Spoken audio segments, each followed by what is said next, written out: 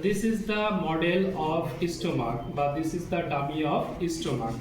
It is most dilated portion of the alimentary tract. এটা হচ্ছে alimentary tract এর সবচেয়ে প্রসারিত অংশ। এটার লেন্থ হচ্ছে about 25 সেন্টিমিটার। এটা অ্যাডাল্ট অবস্থায় 25 সেন্টিমিটার লেন্থ পাওয়া যায়।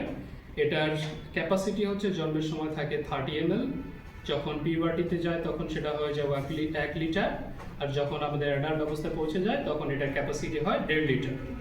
এটার অবস্থান, এটার লোকেশন সাধারণত অ্যাবডোমিনাল ক্যাভিটির 3টা রিজিয়ন মিলে অবস্থান করে থাকে। এর সবচেয়ে বড় যেটা অবস্থান সেটা হচ্ছে লেফট হাইপোকন্ড্রিয়াম রিজিয়নে অবস্থান করে থাকে। কিছু অংশ সাধারণত এপিগ্যাস্ট্রিক রিজিয়নে অবস্থান করে থাকে, কিছু অংশ আমাদের আমবিলিকাল রিজিয়নে অবস্থান করে থাকে। এই 3টে অ্যাবডোমিনাল রিজিয়ন জুড়ে সাধারণত স্টোমাক অবস্থান করে থাকে।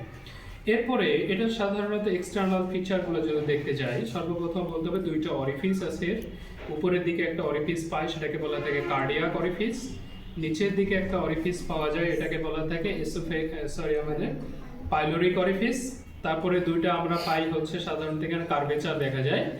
এই পাশে যে কার্ভেচারটা আছে এটাকে বলা থাকে লেজার কার্ভেচার। বাইরের দিকে বড় যে কার্ভেচারটা আছে এটাকে বলা থাকে গ্রেটার কার্ভেচার। এটা সাধারণত 2টা সারফেস পাওয়া যায়। সামনের দিকে যে সারফেসটা পাওয়া যায় সেটা হচ্ছে অ্যান্টেরিয়র সারফেস, পিছনের দিকে যে সারফেসটা পাওয়া যায় সেটা হচ্ছে পোস্টেরিয়র সারফেস।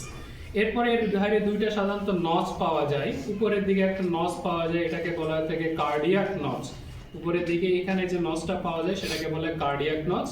এই জায়গাতে আরো একটা নচ পাওয়া যায়, সেটাকে বলে অ্যাঙ্গুলার নচ। তাহলে নচ পাই 2টা, উপরের দিকে একটা নচ পাই সেটা হচ্ছে কার্ডিয়াক নচ, ভিতরের দিকে নিচের দিকে এই জায়গা থেকে লেজার কার্ভেচার অংশে একটা নচ পাই সেটাকে বলে অ্যাঙ্গুলার নচ।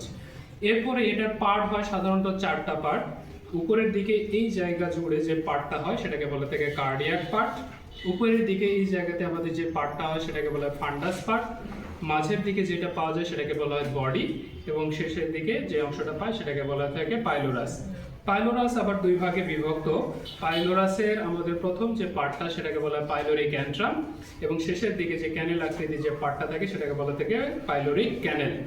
আচ্ছা, ইন্টেরিয়র অফ দ্য স্টোমাক, স্টোমাকের ভিতরের দিকে আমরা আরো কিছু অংশ দেখতে পাই।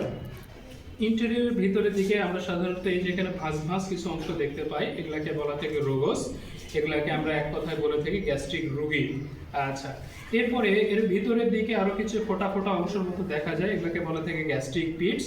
এবং হচ্ছে কার্ডিয়াক এন্ড থেকে শুরু করে পাইলোরিক এন্ড পর্যন্ত লেজার কার্ভেচারের সাথে সংযুক্ত একটা ক্যানেল পাওয়া যায়, সেটাকে বলা থাকে গ্যাস্ট্রিক ক্যানেল। এর পাশে যে ক্যানেলটা থাকে সেটাকে বলা থাকে গ্যাস্ট্রিক ক্যানেল। এরপরে এটা সাধারণত স্ট্রাকচার বা লেয়ার আমরা পেয়ে থাকি, সাধারণত 4 ধরনের স্ট্রাকচার বা লেয়ার দেখতে পারি। আউটওয়ার্ড টু ইনওয়ার্ড যদি বলতে বলা হয় তাহলে বাইরের দিকে যে লেয়ারটা পায় সেটাকে বলা থাকে সেরাস লেয়ার। এরপরে মাঝের দিকে মাসলের একটা লেয়ার থাকে সেটাকে বলা হয় মাসকুলার লেয়ার। এর ভিতরের দিকে আরো একটা লেয়ার থাকে সেটাকে বলা হয় থাকে সাবমিউকোসা লেয়ার, এবং ভিতরের দিকে যে লেয়ারটা থাকে সেটাকে বলা হয় থাকে মিউকোজাল লেয়ার। ঠিক আছে।